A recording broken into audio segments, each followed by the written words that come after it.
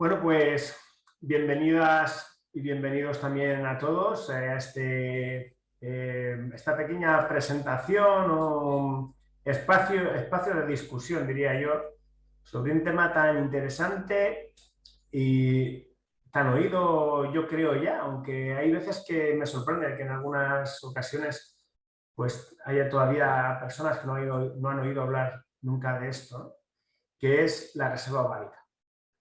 Como decía mi compañera, hemos pensado en hacer un formato diferente donde hemos puesto pues, las preguntas más frecuentes que nos suelen hacer en las consultas y, por supuesto, luego, respecto a este tema o cualquier otro, pues podéis preguntarme, como ha dicho ella, en la parte de abajo o arriba de la pantalla, según lo tengáis configurado el Zoom, pues en preguntas y respuestas, ¿verdad? Y todo, pues gustosamente, pues os responderé a todo lo mejor que sepa y pueda. Que debe ser muy bien. Espero. Bueno, sabéis que, para quien no lo sepa, me llamo Sergio Rogel, soy ginecólogo y actualmente soy director médico de IVF Spain, una clínica internacional realmente líder en el sector y del que estoy muy orgulloso de pertenecer. Y bueno, para cualquier duda, pues sabéis que estamos aquí. Tenemos también otras clínicas, además de la de Alicante, donde yo estoy, en Madrid y en Donosti. Y bueno, pues estaremos encantados de saludaros aquí. Bien, nos metemos ya en harina y vamos a hablar de qué es la reserva ovárica y cómo se estudia la reserva ovárica. ¿Qué pruebas tenemos para valorarla y cómo se interpretan los resultados? Bien, la reserva ovárica es el conjunto de óvulos que tiene una mujer en ese momento de la vida, en el momento concreto en que lo vamos a mirar, ¿no? En realidad, lo que es un concepto de acúmulo, de reserva, como su propio nombre indica, y esto es así porque en realidad la mujer funciona de una forma muy distinta al hombre. Reproductivamente hablando, el hombre tiene un testículo que produce continuamente espermatozoides a lo largo de su vida y esa función se va a ir manteniendo y, por supuesto, disminuyendo poco a poco según el hombre se va haciendo mayor, pero estas células, esta producción de espermatozoides va a ser continua, va a ser activa, hasta que llega un momento que, como tantas otras funciones, pues claro, pues va empeorando, va envejeciendo el hombre y va desapareciendo poco a poco, pero ya cuando el hombre ya es muy mayor y probablemente no se parezca nunca completamente. Como cualquier otra función del cuerpo humano, o casi cualquiera. La reserva ovárica es otro concepto porque realmente el óvulo es una célula realmente importante, es realmente la célula que da la vida y es una célula realmente muy compleja y como todas las células complejas se producen y se generan en el momento donde las personas somos embriones. Y eso quiere decir que una mujer nace con una determinada cantidad de óvulos que luego va a ir gastando a lo largo de su vida, que va a ir perdiendo de una forma u otra y que al final pues tenemos un número finito y ese número finito es lo que constituye la reserva. La reserva es muy importante en los tratamientos de fertilidad porque se relaciona muy estrechamente con la respuesta ovárica en el tratamiento de fertilidad. Así que la reserva ovárica es, como decía, ese conjunto de óvulos que la mujer va a tener, que atesora y que va a ir gastando o perdiendo dependiendo de aquello que le pase a lo largo de su vida, que cuando llega a cero, o prácticamente cero, como vemos, llega a la menopausia. Bien, ese conjunto de óvulos se puede valorar, se puede estimar. Es imposible contar los óvulos que le quedan a las personas porque realmente los ovocitos quedan como dormidos cuando son microscópicos y realmente no se pueden valorar muy bien por ecografía ni se pueden contar, pero sí hay algunos parámetros que nos ayudan a saber más o menos si la mujer tiene mucha o poca reserva ovárica o media. ¿Por dónde anda su reserva ovárica? No podemos decir, la mujer tiene tantos cientos de óvulos o tantos miles de óvulos, pero sí podemos decir, bueno, esta reserva ovárica es buena o no. Bien, ¿cómo se hace esto? Pues hay básicamente tres parámetros. El primero, muy conocido, es la hormona antimoleriana. Esta hormona es una hormona que producen en pequeñas cantidades cada óvulo, que está, cada folículo primordial, cada óvulo, vamos a decirlo así, que está dormido en el ovario. Y entonces el conjunto de todos esos pequeños susurros que emite cada persona, cada óvulo, me estoy refiriendo, que hay en el ovario, como si de un auditorio se tratara, como si de personas susurrando se tratara, al final, cuando valoras el nivel de ruido que hay en esta sala, pues podrías estimar más o menos si hay mucha gente o poca gente, ¿verdad? Bueno, este ejemplo es interesante y es realmente lo que está ocurriendo. Como os decía, es algo así como que si en el ovario hay muchos óvulos y cada uno produce un poquito de hormona antimoleriana y nosotros vamos a la sangre y medimos ese nivel, pues podemos estimar más o menos si esa mujer tiene muchos o pocos óvulos, ¿verdad? Y en la siguiente prueba sería el recuento antral. El recuento antral es valorar con ecografía cuántos óvulos se activan en cada mes, porque en realidad lo que ocurre es que todos los meses parte de esa reserva ovárica, poquitos óvulos, se activan para luchar por su vida y que solo uno sea capaz de ovular. Y como el ovario es un órgano que lógicamente intenta mantener su función, pues intenta siempre poder seguir ovulando y por eso cuando hay mucha reserva ovárica, el ovario, vamos a decir así, derrocha óvulos, de tal forma que hay muchos óvulos activados, mientras que cuando hay poca reserva, el ovario intenta ahorrar y hay pocos óvulos activados. De esta forma, en una consulta médica donde queramos contar los folículos antrales, pues podemos hacerlo por ecografía y podemos saber realmente si hay mucho o poco y sabemos que eso se relaciona habitualmente con la reserva ovárica. El recuento antral y la hormona antimoleriana unidas es en conjunto la mejor prueba que se puede realizar para estimar la reserva ovárica. Es decir, lo ideal sería hacer las dos cosas a la vez, aunque una cosa u otra por separada ya nos habla de un poco pues de cómo está la mujer en ese momento, ¿no? Pero lo ideal, lo que debemos de hacer en los centros de fertilidad es una y otra conjuntamente.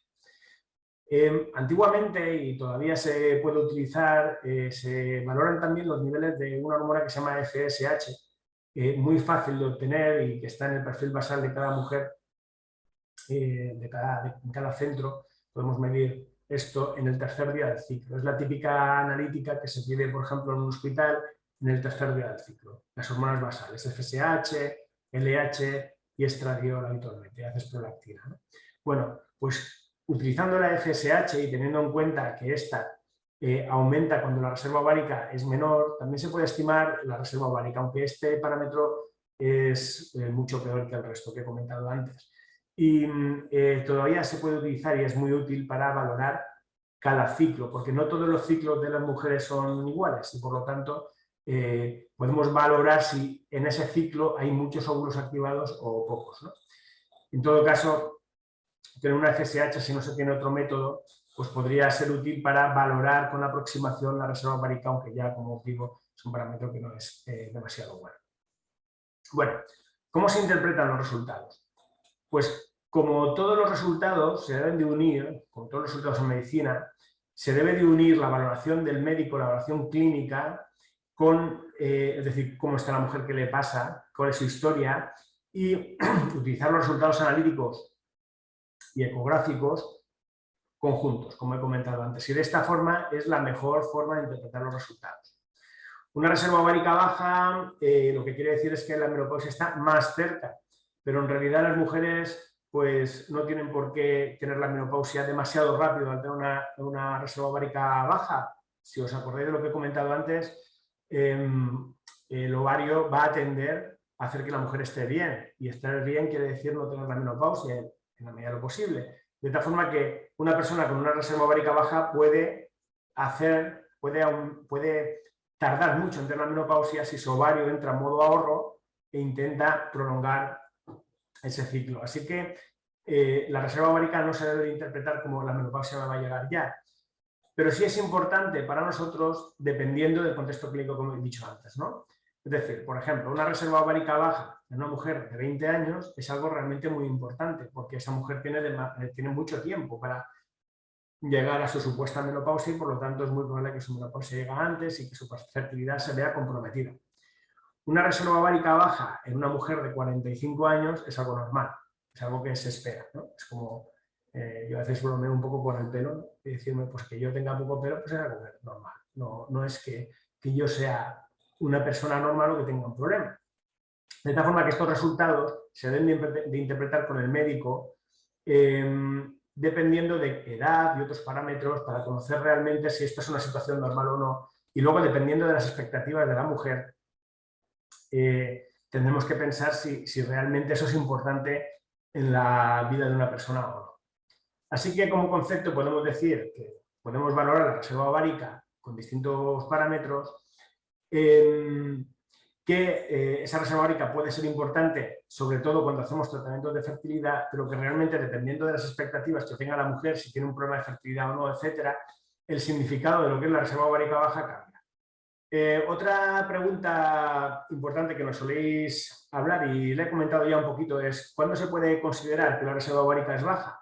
Bueno, la reserva ovárica es un parámetro biológico, entonces una reserva ovárica baja debe de ser interpretada dependiendo de la situación de la mujer, ¿no? Y entonces se considera que una reserva ovárica es baja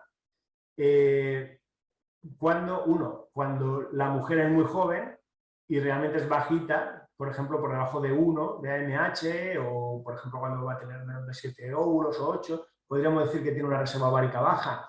Aunque claro, como os comentaba antes, esta pregunta es un poco complicada de responder porque en realidad deberíamos de valorar, como os digo, todo el contexto clínico de la mujer, ¿no? Que es baja, porque por ejemplo, una mujer, como os decía antes, que tenga 47 años y tenga una AMH de 0,3, eso es normal, eso no es bajo, pero claro, este valor puede ser muy importante para ella si lo que pretende es tener un hijo. De tal forma que, cuándo decir que una reserva ovárica es baja dependerá realmente de cuál es la expectativa de esa mujer y qué pretendemos, qué pretende ella conseguir y qué queremos hacer nosotros con ella, ¿no? Así que esto es un concepto como un poquito más global, es un concepto que debemos de estudiar en conjunto.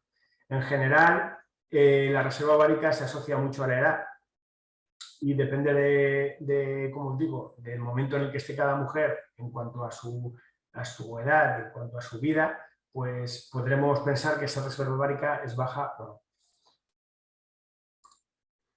Bien, ¿es la edad la única causa de baja reserva ovárica? No, ni mucho menos. Cada agresión que se produzca contra el ovario, contra su reserva ovárica, es susceptible de generar reserva ovárica baja. Por ejemplo, si tenemos a una mujer a la que por un problema ovárico se le ha extirpado un ovario, su reserva ovárica en ese momento baja a la mitad de una forma inmediata y podría entrar en lo que llamamos una baja reserva ovárica, y esto no tendría nada que ver con su edad. Por ejemplo, las radiaciones, por ejemplo, también pueden producir una baja reserva ovárica. La genética. Hay mujeres que nacen directamente con pocos óvulos, o incluso mujeres que, habiendo nacido con muchos óvulos, los gastan muy rápidamente, y en el momento en el que se valora, en un momento dado, la reserva ovárica, pues ha gastado tantos óvulos que realmente ha entrado en lo que podríamos llamar reserva ovárica baja y sin embargo no tiene que ver con su edad. Así que, como veis, hay muchas causas por las que una mujer puede tener una reserva ovárica baja. Bien, ¿hay alguna forma de mejorar la reserva ovárica? Esta es una pregunta muy típica en las consultas de fertilidad cuando a alguien le comentan, oye, pues tu reserva ovárica no es muy buena, ¿no? Pues no hay una buena forma de mejorar la reserva ovárica. Hay algunas veces pues comentamos que, hombre, que la vida sana, que el uso de antioxidantes, en tanto en cuanto gracias. Perdón. Bueno, en cuanto en tanto la reserva, los antioxidantes van a preservar la posible muerte de folículos que ocurren continuamente en el organismo, incluso sin ser ovulados. Bueno, pues esa vida sana puede mejorar la curva de pérdida de óvulos y, por lo tanto, mejorar la reserva, mejor dicho, mejorar la curva de reserva futura. Claro, la reserva de hoy, los óvulos que tengo yo hoy, yo no, ni cualquier mujer, realmente no pueden mejorar. Yo no puedo aumentar el número de óvulos que tengo. Los óvulos no se crean. Acordaos de que los óvulos se crean cuando una mujer es un embrión. Lo que sí que puedo hacer es disminuir la pérdida de óvulos que a buen seguro todas las mujeres van a tener a lo largo de su vida, buscando pues, el consumo de antioxidantes, dieta mediterránea y de ejercicio suave, ¿eh? Tampoco estamos hablando de ejercicio de élite. Y todo esto puede mejorar un poquito estas curvas, ¿vale? Por otra parte, se ha hablado también de, simplemente para que, puede que os sorprenda alguna, el hecho de que estoy hablando de esto cuando realmente a día de hoy hay tratamientos llamados de rejuvenecimiento ovárico, que en algún caso he hablado también de ellos en internet. Y esto son tratamientos muy interesantes que nosotros mismos hacemos en esta clínica, pero que su concepto no es el de aumentar la reserva ovárica como número de óvulos que se crearon en su momento cuando una mujer era embrión y que poco a poco van a ir disminuyendo. En realidad, el concepto es el de que esa reserva ovárica salga a la luz y que realmente en ese momento tengamos más óvulos disponibles. De tal forma que en realidad estos tratamientos tenderían a disminuir la reserva ovárica, no a mejorarla. Lo que pasa es que cuando hablamos de reserva ovárica, realmente de lo que hablamos, normalmente en tratamientos de fertilidad, es de baja respuesta a un tratamiento de fecundación in vitro, ¿no? Una baja reserva suele venir asociada a una baja respuesta. Y claro, si en realidad a mí no me interesa tanto la reserva como la respuesta. Yo lo que quiero es que la mujer responda al tratamiento de fertilidad. Entonces estos tratamientos de rejuvenecimiento ovárico consiguen hacer que haya más óvulos disponibles y en ese momento concreto puedo conseguir más respuesta. Y eso me ayudará a conseguir el embarazo, que es al fin y al cabo lo que quiero. Pero al final lo que estoy haciendo es movilizar óvulos de la reserva, de tal forma que en realidad la reserva bajará. Lo que pasa es que a lo mismo, pues claro, como ahora no son tan efectivos estos tratamientos, pues no va a bajar mucho la reserva ovárica, o sea que tampoco son peligrosos como tal, ¿vale?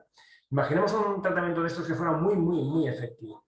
Tan efectivo que pudiera sacar, por ejemplo, 20 óvulos más de la reserva ovárica para ponérmelos disponibles en este momento. Bueno, pues hubiera perdido 20 óvulos de mi reserva ovárica, lógicamente los he movilizado, ¿verdad? Pero bueno, esto realmente no es un problema porque la verdad es que la mayor parte de las veces que hablamos de la baja reserva, de lo que estamos hablando, en realidad, de lo que realmente nos va a preocupar es la baja respuesta. Baja respuesta. ¿Por qué baja respuesta?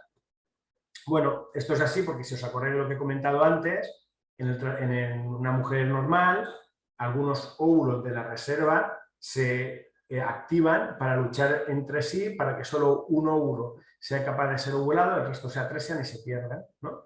Entonces, claro, cuando el ovario nota, vamos a decirlo así, que tiene poquitos óvulos, poquita reserva, lo que hace es activar poquitos para intentar que la mujer no entre en menopausia. Y eso quiere decir que cuando yo voy a intentar que todos esos óvulos activados salgan y poder usarlos, por ejemplo, en una fecundación in vitro, pues no podré, no tendré muchos óvulos porque el propio ovario me los está restringiendo. Y esto es un poco lo que se está intentando evitar con estos tratamientos de rejuvenecimiento ovárico, que como veis no es tal rejuvenecimiento, sino tratamientos que mejorarán nuestra respuesta. Bien, ¿se puede preservar? Por supuesto. Sabéis que a día de hoy existe la posibilidad de congelar los ovocitos, que es un tratamiento ideal, sobre todo en personas jovencitas y en las que se empieza a ver una reserva ovárica justita, ¿vale? La verdad es que cuando se llega a la baja reserva ovárica, congelar óvulos suele ser bastante complicado porque, claro, hay poquitos óvulos que congelar y cada tratamiento es poco eficiente y tenemos que tener en cuenta que esto genera un coste, etcétera, ¿no? Pero, por ejemplo, sería muy interesante proponer una congelación de óvulos a personas que tengan antecedentes en la familia de baja reserva ovárica antes de que esa baja reserva llegue, ¿no?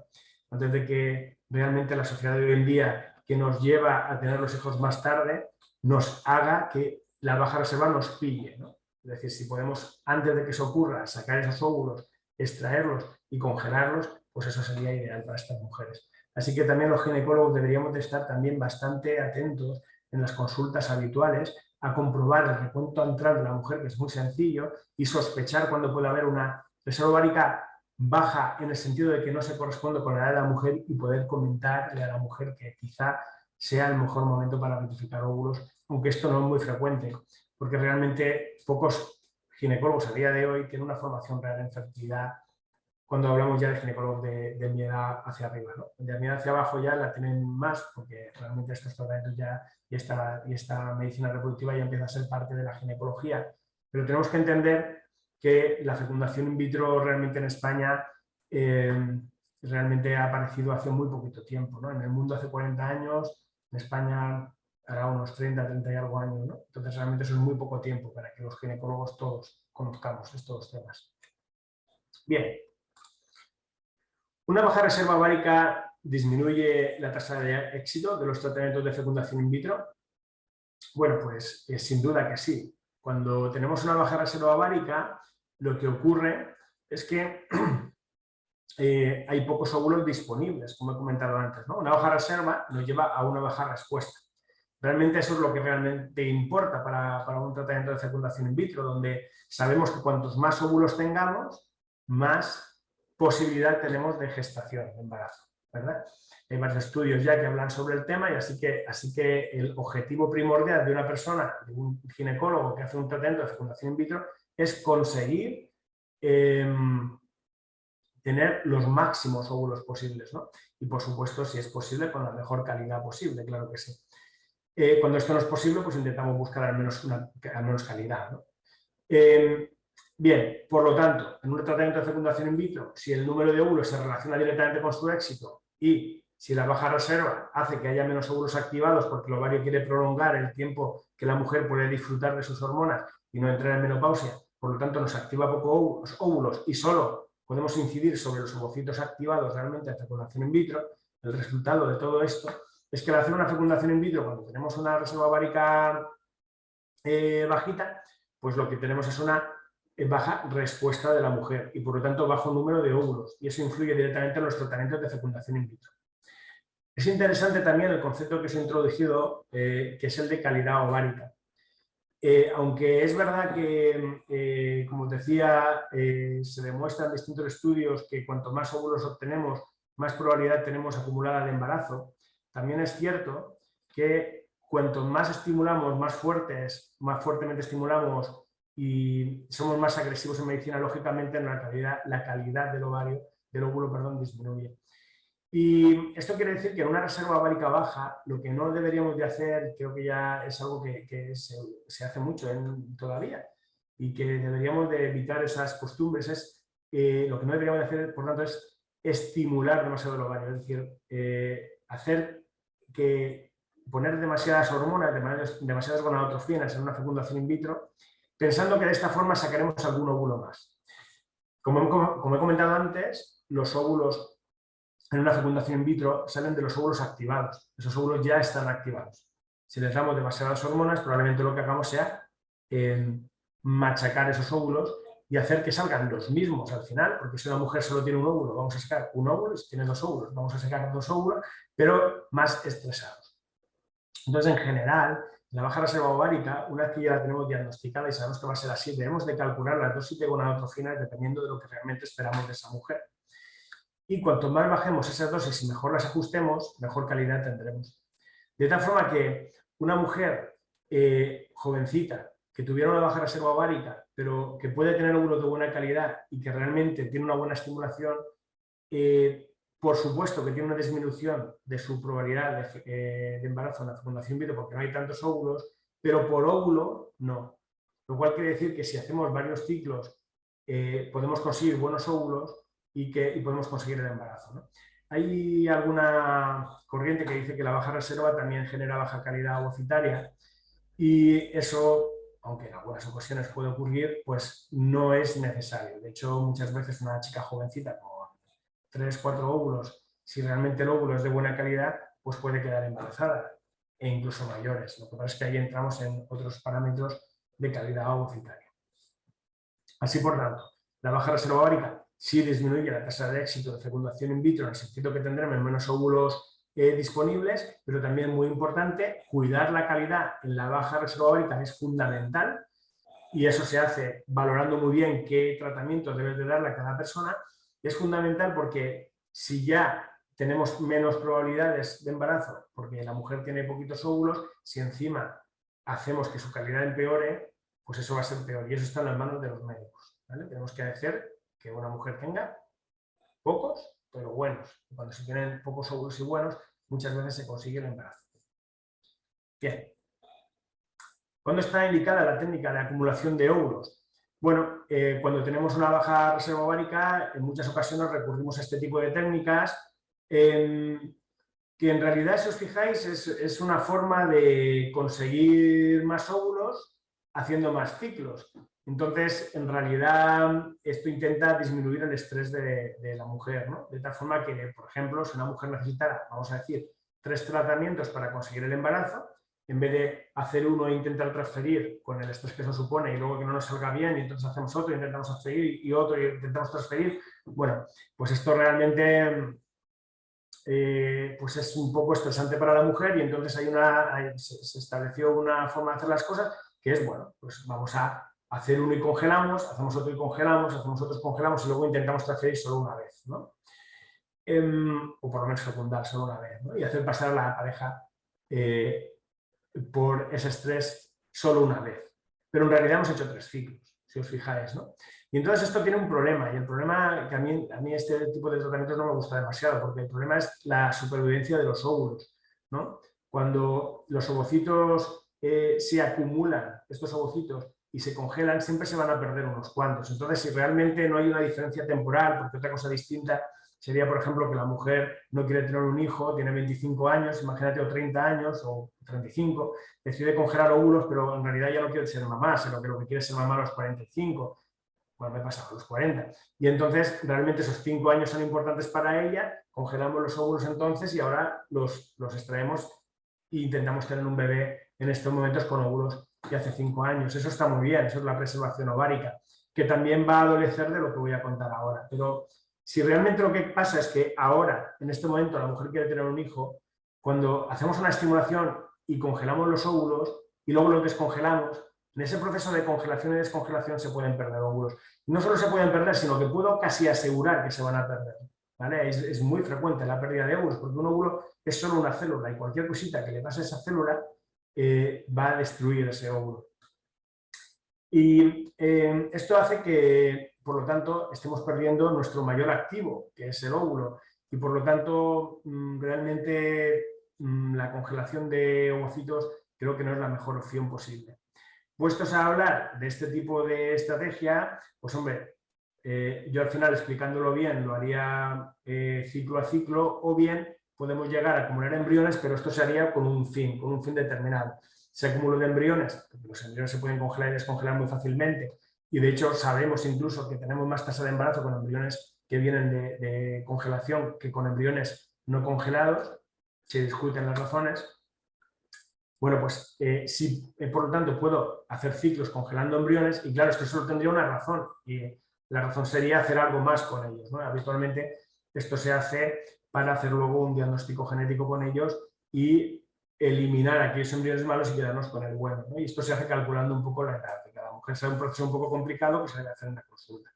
Así que tanto una técnica como otra se pueden utilizar para mejorar el enfoque del tratamiento en una baja reserva ovárica y disminuir el estrés de la paciente, aunque ya os digo que desde mi punto de vista el acúmulo de óvulos adolece de que vamos a perder óvulos precisamente en una baja reserva ovárica, que es lo más importante, el activo más importante en toda mujer y más en las personas con baja reserva.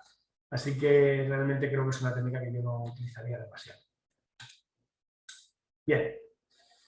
¿En qué casos debería de contemplarse un tratamiento de donación de óvulos? Bueno, la donación de óvulos muchas veces se ve como un fracaso de la pareja y nada más lejos de la realidad.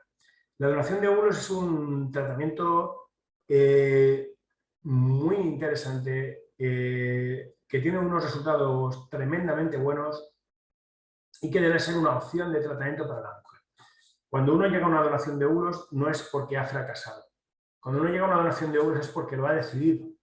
Porque realmente el tratamiento que tiene que hacer es ese. Y porque las características clínicas de esta pareja y sus creencias y su necesidad de tener ese bebé y su deseo de criar a su hijo han llegado al punto en el que hace que ese tratamiento sea el mejor posible. Bien, ¿en qué caso ocurre eso? Bueno, en el caso de que todo esto que acabo de decir confluye. Así que es difícil decir que la donación de óvulos debe de ser a partir de... No es cierto que, como se decía en algunas ocasiones, y he oído yo, bueno, a partir de los 42 años deberíamos hacer una donación de óvulos. Eso no es cierto. La donación de óvulos siempre será una propuesta del médico ante todo el caso clínico de la mujer, una propuesta que ellos deberían de aceptar o no. Una donación de óvulos es un tratamiento posible en una baja reserva que no vaya bien, pero no hay un número concreto de óvulos en el cual tengamos que hacer una donación de óvulos, ¿no? Por ejemplo, si una chica de 35 años, por decir algo, tiene 2 óvulos, pues podemos hacer varios tratamientos y es muy probable que acabe quedando embarazada si tenemos en cuenta la calidad de esos óvulos. Podemos conseguirlo perfectamente. Si una mujer de 42 años tiene 2 óvulos, por ejemplo, bueno, pues ahí entran otras cuestiones como son las alteraciones genéticas que van a tener esos óvulos, esos embriones cuando se formen de esos óvulos. Entonces hace bastante inviable el tema y hace que al final para conseguir un tratamiento con ella tendríamos que hacer muchos ciclos de fecundación in vitro, ¿no? Con 2 óvulos solo y 42 años, pues a lo mejor 10, ¿no? Pero hay gente que te dice, bueno, ¿y por qué no? Y entonces hay gente que está embarazada con 42 años y 2 o 3 óvulos, claro que sí. Simplemente se trata de una cuestión de intentos, de tranquilidad, de entender bien lo que estás haciendo y de utilizar una vía que no es nada fácil. Lo que pasa es que habitualmente a esa mujer sí que se le suele aconsejar la donación de óvulos, porque con 2 óvulos y 42 años la probabilidad de embarazo realmente es muy bajita, ¿no? Y entre todas esas, en estos casos de baja reserva y edad que he comentado, pues hay un montón de grises, ¿no? A partir de los cuales se va valorando caso por caso para explicar qué es una donación de óvulos, en su caso, y decidir hacerla. Pero insisto, no hay un parámetro a partir del cual digas, vale, has llegado a ese parámetro y por lo tanto tienes que hacer una donación de óvulos obligatoriamente. Eso es falso. No sé, bueno, falso, claro. Si no hay óvulos, si hay 0 óvulos, evidentemente hay que hacer una donación de óvulos si queremos tener un hijo. Y aún así, no está obligada la mujer a ello, por supuesto. Es una decisión personal, como os digo, a partir de todo el background, de todo el contexto de la pareja, de qué ha ocurrido anteriormente, de cómo ve el ginecólogo en ese momento el tema y cuál es su reserva, su edad y sus otras características clínicas que son complicadas de explicar en una pequeña presentación como esta, ¿no? Así que si estáis en ese caso, pues lo que tenéis que hacer es confiar en vuestro médico, valorar bien los casos, el caso clínico, valorar bien los parámetros, tener una consulta tranquila donde se pueda explicar cada uno de los parámetros que se valoran y vuestras propias creencias y vuestras propias expectativas y a partir de ahí decidir si el tratamiento de donación de óvulos es bueno o no. Así que como todo en esta vida, o como todo en esta vida debería de ser, y más en un acto médico, el tratamiento debe ser personalizado a cada pareja. Bien. Y bueno, con esto terminamos este turno de esta presentación de las preguntas más frecuentes que nos hacéis en la consulta y quedo, como hemos comentado antes, a vuestra disposición pues para que me preguntéis cualquier cuestión que queráis. Muchas gracias, Sergio. Pues nada, como decía ahora mismo, podéis ir haciendo preguntas y hemos ido recibiendo algunas que voy a ir haciendo durante el webinar. Empezamos, por ejemplo, con esta que dice, en el año 2019, 38 años, mi AMH fue de 1,9 y en el 2021, 40 años, fue el mismo resultado. ¿Es normal que no haya variado? No, no es normal que no haya variado. De hecho, mira, hay una cosa que no hemos comentado anteriormente y es que resulta que todos los parámetros biológicos, cualquiera que veáis, varía al minuto. Si tenéis un smartwatch, por ejemplo, y os ponéis vuestra frecuencia cardíaca, os llamará la atención que cuando vais al médico te dice frecuencia cardíaca 70. Y eso no es verdad, ¿verdad? Cuando miráis el smartwatch estáis viendo que el reloj dice 71, 75, 73, 72 y está continuamente cambiando. Eso lo que quiere decir es que nuestros parámetros biológicos cambian. Cuando alguien nos pregunta el peso, dices, Sergio, ¿cuánto pesas? Ah, no lo voy a decir. Bueno, cuando alguien dice el peso, dice, bueno, pues yo peso tanto, ¿no? Pues 80 kilos, ¿no? Bueno, eso no es verdad, porque si te levantas por la mañana os daréis cuenta, y todos lo sabemos, y todos nos intentamos pesar en el momento que menos peso tenemos, ¿verdad? Que es por la mañana, porque además es el peso bruto. Pero realmente nuestro peso varía en cada momento de nuestra vida. Incluso nuestra altura varía en cada momento de nuestra vida, de tal forma que si nos midiéramos con exactitud por las mañanas seríamos más altos que si nos medimos por las noches. Esto también ocurre con la hormona AMH y con cualquier otra cosa que hagas. Si hago ahora una analítica y mido la hemoglobina, me da una cosa, y si la mido media hora después, me da otra, si quiero ser preciso. Y os cuento todo esto porque entonces realmente los parámetros biológicos tienen una variación como en ondas. ¿Vale? Esto también ocurre con otros parámetros, como los seminogramas, por ejemplo. Si hay algún hombre que me esté escuchando ahora, pues sabéis que un seminograma pues hay que ver varios para estar seguro de lo que vemos, sobre todo si es algo al límite, ¿no? Bueno, os contaba todo esto porque, claro, si tú te haces una variación, una reserva ovárica a los 38 años y estás justo en la onda baja, y ahora a los 40 años haces otra y estás justo en la onda alta, pues probablemente lo que ocurra es que estés viendo la misma determinación. Lo que quiere decir esto en realidad es que más o menos tu reserva ovárica es similar de los 38 a los 40, por lo tanto no ha variado mucho y eso es bueno, ¿vale? Eso está muy bien. Además tengo que decirte que es una reserva ovárica muy buena para una mujer de 40 años. Por supuesto, ¿cómo se valora si esto es real o no? O si estoy en un pico de AMH y realmente me están sobreestimando, pues repitiéndola, ¿no? Si repites la AMH, verás de nuevo que pues puedes valorar la AMH y valorar si realmente hay un cambio, ¿vale? Realmente no me llama la atención mucho, que entre los 38 y los 40 no haya variado demasiado, ¿vale? Lo que se ha variado, tengo que decirte, ya por culturilla ginecológica, es la probabilidad de que tus embriones tengan alteraciones genéticas. Tengo que decir que no debes de dormirte demasiado en esto de la fertilidad, y perdona la expresión, seguro que no lo estás haciendo, porque el paso del tiempo genera más alteraciones genéticas, que es otra cosa de la que no estamos hablando aquí. Y de los 38 a los 40 años la diferencia es brutal. Y de los 40 a los 42, más brutal todavía. Entonces esto quiere decir que tus óvulos, aunque no están bajando mucho en cantidad, sí están bajando mucho en calidad. Así que, dado que tienes una buena reserva, es hora de tener un hijo, 2, conservar los óvulos ya que los tienes, o 3, hacer algo diferente y hacer una fecundación in vitro o lo que sea necesario si realmente quieres tener un bebé, ¿vale? No es algo con la que debes de dormir tranquila. El hecho de que una MH no baje no quiere decir que tu fertilidad no esté bajando, ¿vale? Es muy importante conocer esto. Perfecto, Sergio. Pues bueno, has aprovechado para poder hablar de otras cositas también muy Sí, importantes. eran muy importantes, sobre todo porque si Sí. no, la hormona antimuneriana, como parámetro básico, como parámetro único, puede darnos una falsa seguridad precisamente por lo que he estado comentando.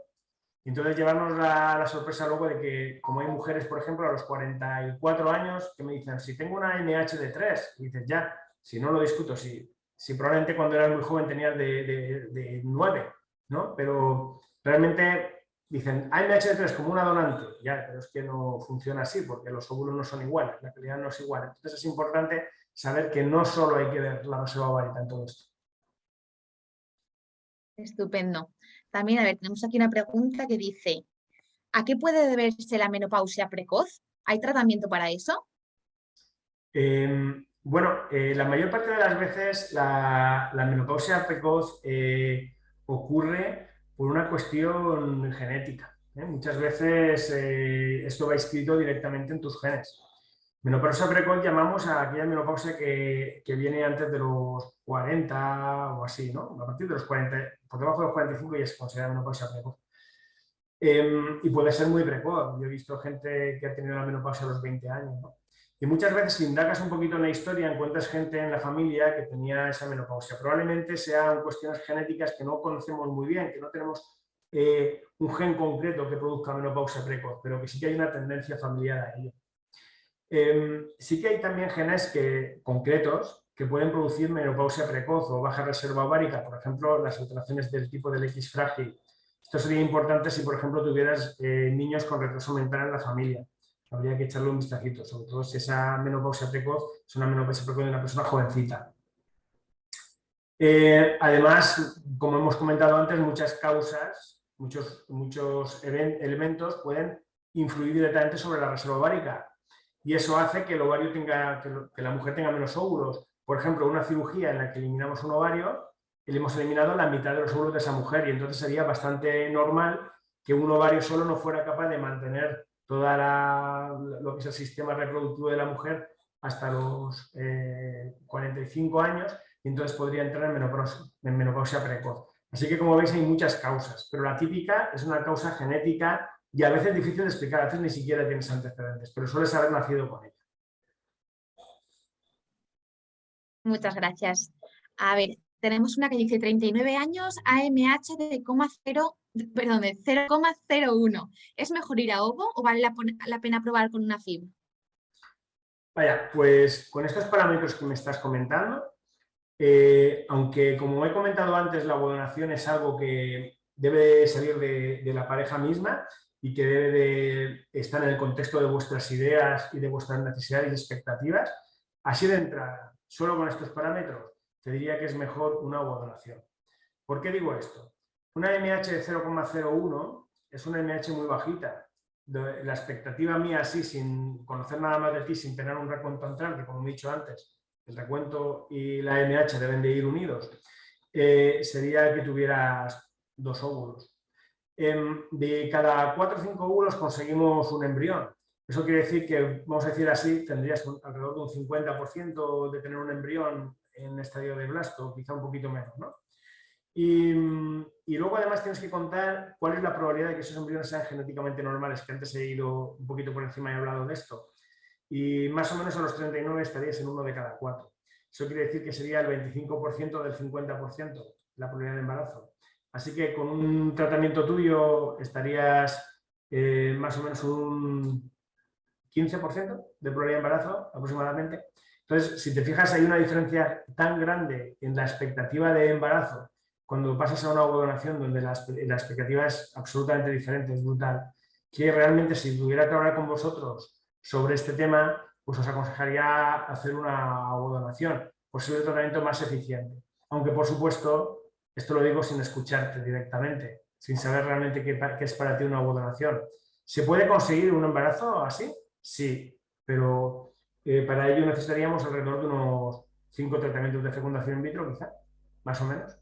Y probablemente ahí pues, tendrías una oportunidad bastante buena de tener un hijo. Pero claro, fíjate que eso supone 5 meses, más luego un diagnóstico genético que habría que hacer, 6, 7 meses de tratamiento, más los que descansaras. Estamos hablando de tratamiento de aproximadamente un año, quizá un poco menos, con un dinero realmente gastado muy importante y con un esfuerzo mental y físico también muy importante. Así que la pregunta es, ¿qué quieres hacer? Y yo en tu caso ya te contaría en su momento por qué directamente entraría en la ovodonación. Perfecto. Tenemos una pregunta que dice, ¿algún suplemento vitamínico para mejorar la calidad del óvulo y la implantación?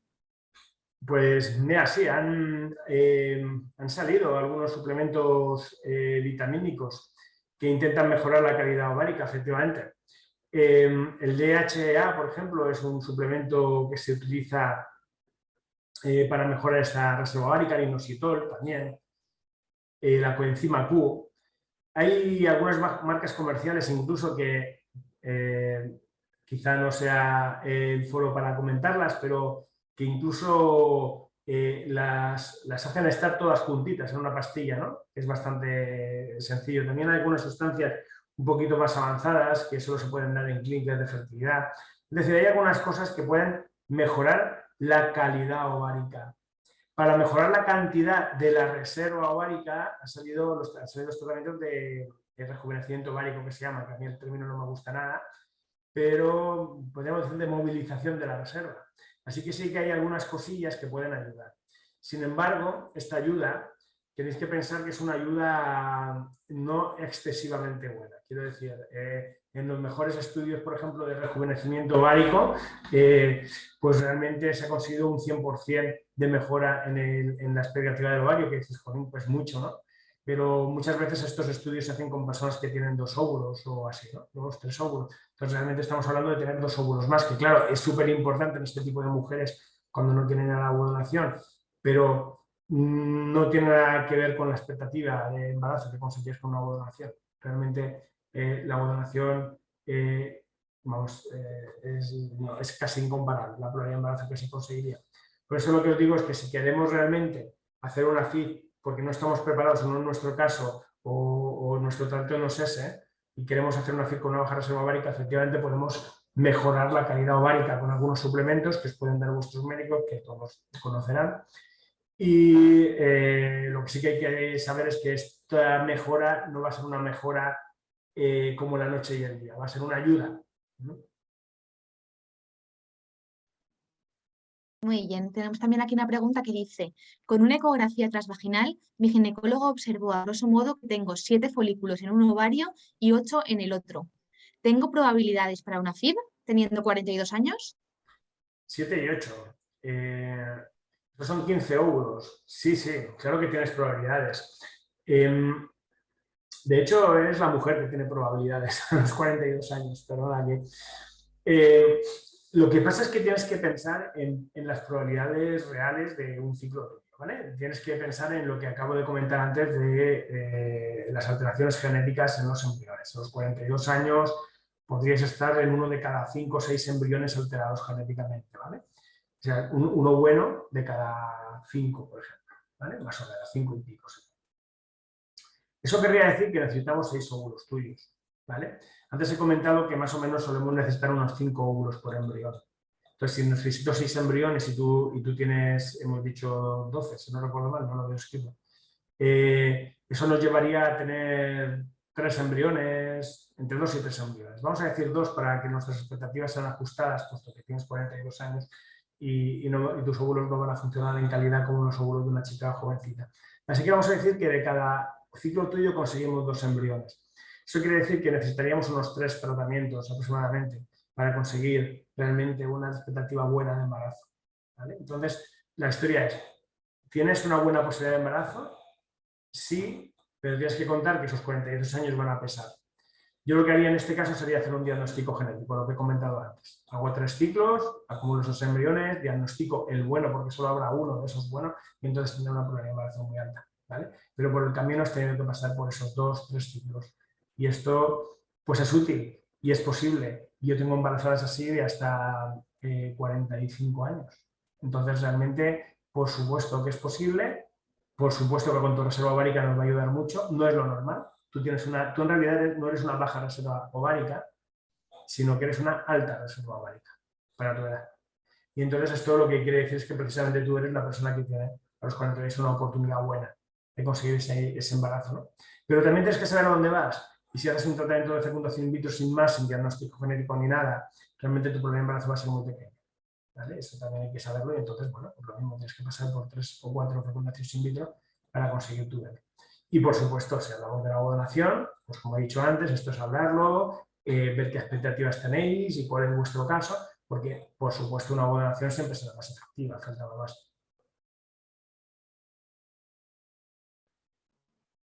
Una pregunta aquí que dice, ¿el tabaco puede afectar a la reserva ovárica?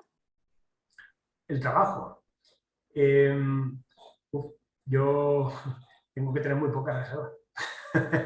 Bueno, fuera bromas, no.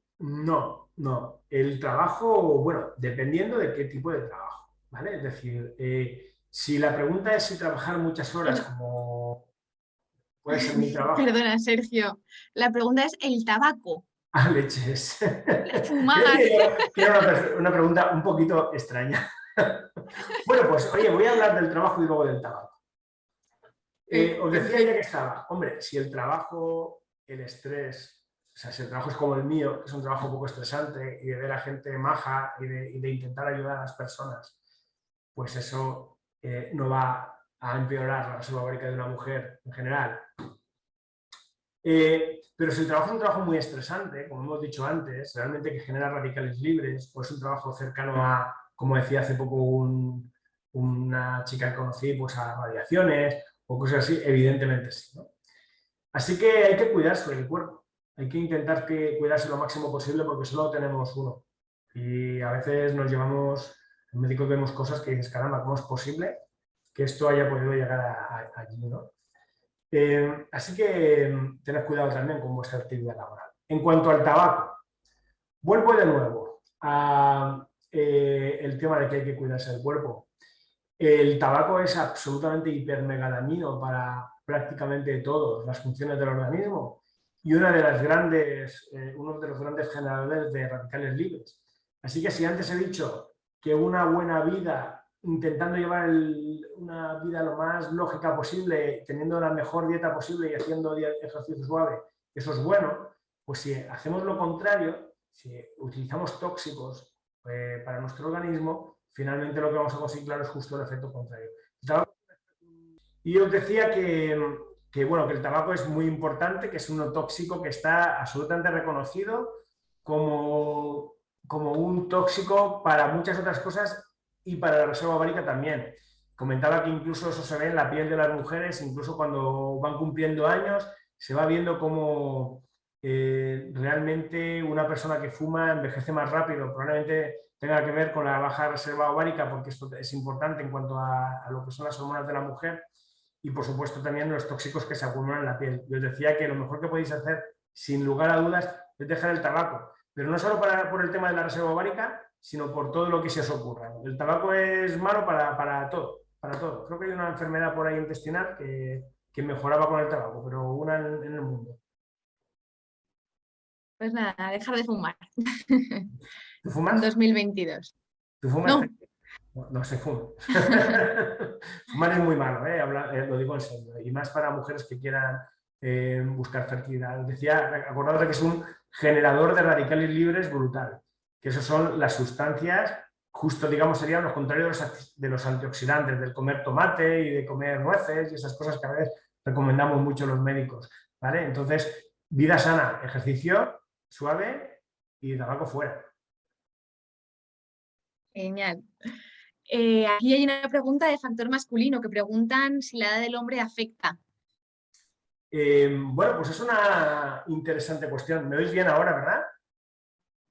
Perfecto. Muy bien.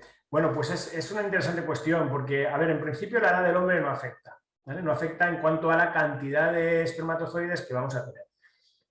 Es cierto que la edad del hombre va a hacer que tenga menos espermatozoides y de peor calidad, pero en realidad en tratamientos de fecundación in vitro, bueno, pues realmente como seleccionamos los espermatozoides y buscamos los mejores posibles, pues realmente la afectación realmente es prácticamente nula en lo que es el laboratorio de fecundación in vitro. Por supuesto que los hombres también somos importantes y puede haber mayor fragmentación de ADN y puede haber una bajada de cantidad de espermatozoides mayor, pues por alguna patología que haya ocurrido según el hombre se va haciendo mayor, claro, que tampoco somos indestructibles, por supuesto. Así que podríamos decir que afecta, pero muy, muy levemente.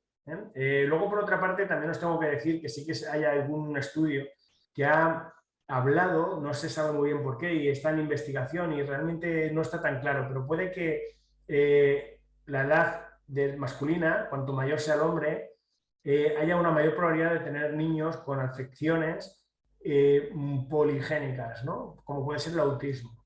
¿Vale? Se ha asociado en algunos estudios la edad del hombre al autismo. Así que evidentemente, pues hombre, cuanto mejor, más jóvenes seamos, pues mejor, ¿no? Pero vaya, en principio, en cuanto a calidad, en cuanto a cantidad y calidad del ciclo, del espermatozoides y por tanto del ciclo, pues no hay una gran afectación. Podemos estar tranquilos. Perfecto. Nada, quería comentar que hay varias preguntas que son súper específicas de casos concretos. Entonces, os pido que por favor que las escribáis en preguntas y respuestas, pero no de forma anónima, porque las responderemos mañana a cada uno por correo electrónico. Pero si lo ponéis de forma anónima no vamos a poder. Entonces, si tenéis alguna consulta para el doctor Rogel que sea más específica de vuestro caso, lo haremos así. ¿Vale? A ver, una que es un poco menos específica que dice, ¿se recomendaría hacer una inseminación artificial si tengo reserva ovárica? Tengo 34 años. Inseminación Una artificial. inseminación artificial si tiene reserva ovárica. Celia. Perdón, una inseminación artificial con baja reserva ovárica. Ah, ok. Eh, pues, a ver, es que todo depende un poquito del contexto, ¿no? Voy a responder la pregunta de otra forma.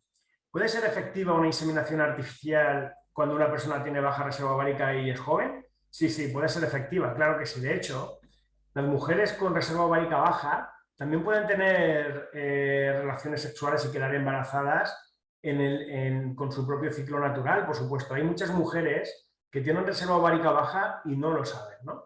De tal forma que la reserva ovárica baja en sí misma, como tal, el concepto como tal de la reserva ovárica baja, no elimina la posibilidad de embarazo, ¿vale? Entonces esto también es bastante interesante en ese sentido. Lo que pasa es que muchas veces esto se asocia a otras cosas, a disminución de la calidad, etc. Entonces, ¿es posible hacer una inseminación artificial con una reserva ovárica baja? Sí. ¿Puede ser efectiva? Sí, aunque ya sabéis que la inseminación artificial tiene una probabilidad de embarazo mucho más baja que el de otros tratamientos de fertilidad. ¿Yo la haría? No la haría, ¿vale? ¿Y por qué no la haría? Pues no la haría porque en nuestra clínica y en muchas otras, por supuesto, se busca la eficiencia. Y entonces la probabilidad de embarazo de una inseminación artificial es baja, porque es baja de por sí, y entonces lo que es una pérdida de tiempo, porque con el tiempo probablemente vayan a ir disminuyendo esos ovocitos, ese número de ovocitos, y por lo tanto, si yo tengo la oportunidad ya de empezar con un tratamiento de fecundación in vitro que es mucho más efectivo y en cambio utilizo otro mucho menos efectivo, haciendo perder tiempo a la mujer y por tanto reserva ovárica, pues probablemente ese no sea lo mejor que puedo hacer. Claro, que si ahora me dices, no, pero mira, Sergio, esto lo que ocurre es que es un tratamiento que vamos a hacer en Seguridad Social y necesitamos hacer una espera de 2 años para conseguir llegar a un programa de fecundación in vitro. Y mi médico ya me ha colocado en esa lista de espera, pero por el camino, mientras tanto, pues quiere hacerme un par de inseminaciones o 3, a ver si funcionan. Pues a mí eso no me parece mal, porque ya que estás llegando, ya que está corriendo esa lista de espera, pues, bueno, pues mientras tanto hacemos cosas que podrían dejar de embarazada, ¿no? Así que, resumiendo, ¿la inseminación artificial se puede hacer en una reserva ovárica baja? Sí. ¿Es muy efectiva? No. ¿Es muy efectiva en cualquier otro caso? Tampoco, pero en la reserva ovárica baja todavía menos, claro, porque ya hemos comentado que hay a veces alguna asociación entre reserva ovárica y calidad también, ¿vale? ¿Qué haríamos? En un centro como el mío esto estaría descartado, no tiene mucho sentido perder tiempo en hacer esto. En Seguridad Social, si de lo que se trata es de hacer inseminaciones y luego ponerte en lista de espera, me parecería una forma de actuar pues no demasiado buena. Y si lo que hacemos es meterte en lista de espera y por el camino hacerte inseminaciones, pues sí. En mi ámbito, como digo, ámbito privado, no tiene sentido. Pues vamos a acabar, si te parece, con una pregunta. Y bueno, antes de nada quería recordar lo que pone aquí en la pantalla, que el sábado día 12 tenemos una jornada de consultas gratuitas, tanto presencial como online, con el doctor Rogel. Entonces, bueno, si estáis por Alicante, podéis venir presencialmente a la clínica y conocerla, conocerlo a él y parte del equipo. Y nos encantará veros por aquí. Y si no estáis cerca de Alicante, podéis coger vuestra consulta online. ¿De acuerdo? Entonces, bueno, en la página web podéis encontrar toda la información. Y allá voy con la pregunta que dice, ¿distintos protocolos de estimulación y diferente medicación pueden tener resultados distintos en el número de ovocitos obtenidos? Eh, ha sido un poco, Sí, ¿me la puedes repetir, Celia, por sí, favor? claro que sí. Dice, ¿distintos protocolos de estimulación y diferente medicación pueden tener resultados distintos en el número de ovocitos Ok. obtenidos? Sí, claro, efectivamente esto es así. Lo que pasa es que no demasiado. Me explico. Em, el mismo protocolo de estimulación, voy a hacer otra pregunta. ¿El mismo protocolo de estimulación en la misma mujer puede obtener distintos resultados? La respuesta a eso es sí. Porque, como hemos dicho antes, los parámetros biológicos no son exactos y se mueven en curvas. Por lo tanto, si yo estimulo ahora a una mujer y la estimulo exactamente de la misma forma en otro momento de su vida, pues esto hará que haya ciertos cambios, ¿no? Y entonces puedo conseguir mejores calidades o mejores cantidades, pero no muchas más. Acordad de que realmente nosotros nos movemos en curvas ondulantes, vamos a decirlo así, ¿no? Entonces, habrá ciclos que sean mejores y habrá ciclos que sean peores y esto va a ser así siempre para todo momento y para toda mujer y para todo caso de prácticamente todo lo que queráis en biología. Por lo tanto, si hago también distintos ciclos con distintos tratamientos, pues también me pasará lo mismo, pero como la mujer tendrá más o menos los mismos parámetros, pues más o menos el resultado va a ser similar. Así que realmente el cambio, por ejemplo, de una marca por otra, realmente es muy poco probable que genere un resultado muy diferente. Hay algún estudio, algún trabajo e incluso algún producto que habla de que determinadas mujeres van mejor con una u otra medicación, ¿no? Realmente eso puede ser real, pero con una diferencia muy pequeñita. O sea que probablemente cuando una mujer tiene, por ejemplo, poquitos óvulos, por cambiar las medicaciones tampoco vayamos a cambiar mucho la expectativa de la mujer, ¿vale? Luego, por supuesto, como he dicho, intentarlo varias veces siempre pueden cambiar las cosas, ¿vale? Y bueno, por supuesto, sí que hay una cosa es cambiar una marca por otra y luego otra forma es cambiar la base de la estimulación. Por ejemplo, añadir LH o no añadirla puede generar un cambio y entonces lo suyo es que el médico valore eso antes incluso de generar el protocolo, de tal forma que cuando vas a generar el protocolo de estimulación ya estás utilizando el mejor protocolo para esa mujer, ¿verdad? Entonces, la realidad es que cuando estamos en estimulaciones óptimas, que habitualmente es lo que suele hacer un médico de la reproducción asistida, pensar un poco sobre el caso y generar de una forma personalizada qué protocolo creo que va a ser el mejor para ti y habitualmente realmente lo están haciendo bien en ese momento, pues estamos generando la mejor cantidad y calidad ovárica posible.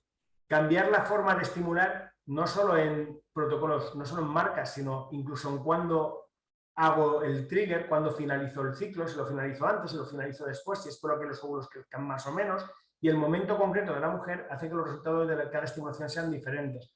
Pero acordaos, más o menos en una media, en una curva. Es decir, yo mido 1,77.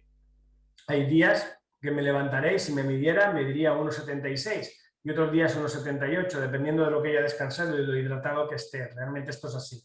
Pero yo no espero levantarme un día y medir 2 metros. Eso no va a ocurrir. Ya me gustaría, ¿no? Y esto es un poco lo que ocurre con los óvulos, ¿vale? Con los distintos protocolos de estimulación. Así que lo que hay que hacer es intentar conseguir ese protocolo al inicio, ¿vale? Y luego, pues más o menos por ahí vais a andar.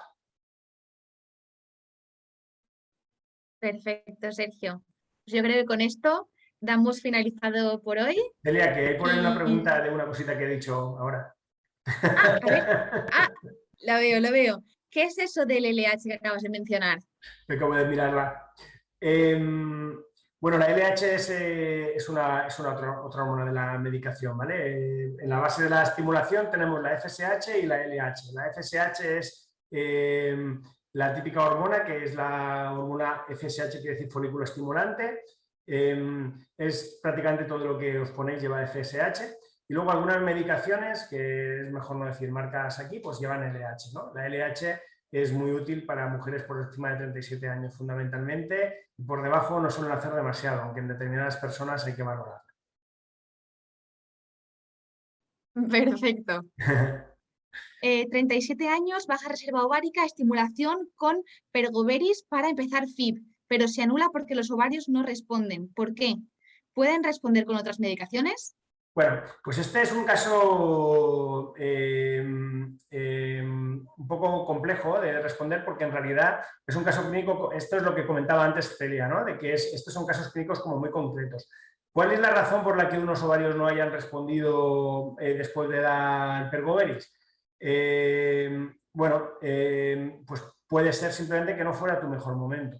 Puede ser que tengas una reserva ovárica realmente baja. O puede ser que la dosis sea incluso demasiado poca o demasiado alta. Entonces, esto realmente es un poco complicado de responder. Habría que verte directamente tu caso concreto, ¿vale? Puede ser simplemente que en ese momento, como acabo de decir hace un momento, justo sea el ciclo malo para ti y por eso no haya funcionado. Entiendo además que cuando dices que no funcionó es porque no hubo suficientes óvulos como para que el ginecólogo pudiera hacer una fecundación in vitro, no que hubiera cero, porque tú en realidad ovulas todos los meses. O Si no estarías en menopausia y entonces no estaría indicado hacer una fecundación in vitro. Así que, como veis, es un caso un poquito complejo que habría que valorarlo bien. Como ha dicho antes Celia, te recuerdo que tenemos unas jornadas donde podemos hablar online directamente de tu caso concreto y podemos valorarlo un poquito mejor. Genial, vamos con la siguiente. Dice, buenas tardes, en eco transvaginal encontraron 5 o 6 folículos en el ovario derecho y 3 4 en el izquierdo, antimuleriana 0,84, 33 años. ¿Recomendarías FIB? Caramba, pues hombre, aquí lo que tienes es una reserva ovárica pues bastante chula, teniendo en cuenta la baja antimuleriana. Teniendo en cuenta tu edad y sin saber otras cosas de ti, como bien decía Celia hace un momentito, son casos un poquito específicos que a lo mejor hay que valorarlo mejor. Y vuelvo a recordar que tenemos esas jornadas, pues si te quieres inscribir, pues será un placer valorar bien tu caso. Pero vaya, sí, en tu caso concreto, sin tener más datos, creo que sería muy interesante hacer una fecundación in vitro. A ver, 2 FIB, medicación diferente, en la primera FIB 6 óvulos, en la segunda FIB 8. Fecundan todos y solo me quedan 2 embriones de día 3. ¿Puede haber embarazo o son de mala calidad? ¿O habría que pensar diferente tratamiento? Una FIB con 38 y 2 con 39. Uh-huh. Aquí la clave está en tu edad, ¿vale? Aquí estabas hablando de unos ovarios que van a responder con una calidad no muy buena. Fíjate, durante la presentación de hoy hemos comentado que realmente de cada 4 óvulos aproximadamente sacamos, cada 4 o 5 óvulos sacamos un embrión. Entonces, si te fijas, el número de embriones que tienes no está mal. Claro que estos no son blastocistos, que es de los que yo hablo, son de embriones de día 3. Tienes que contar ahora que de los embriones que llegan a blasto, pues bueno, pues no va a haber demasiados. Entonces realmente la calidad probablemente no sea excesivamente buena y más teniendo en cuenta tu edad, ¿vale?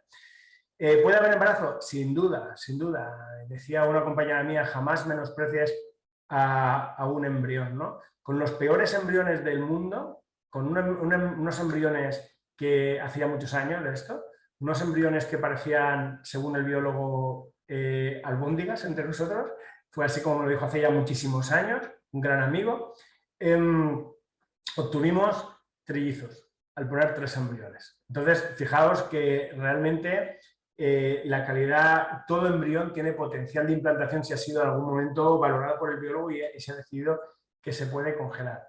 Así que no perdáis fe a vuestros embriones, al menos no hasta haberlos usado.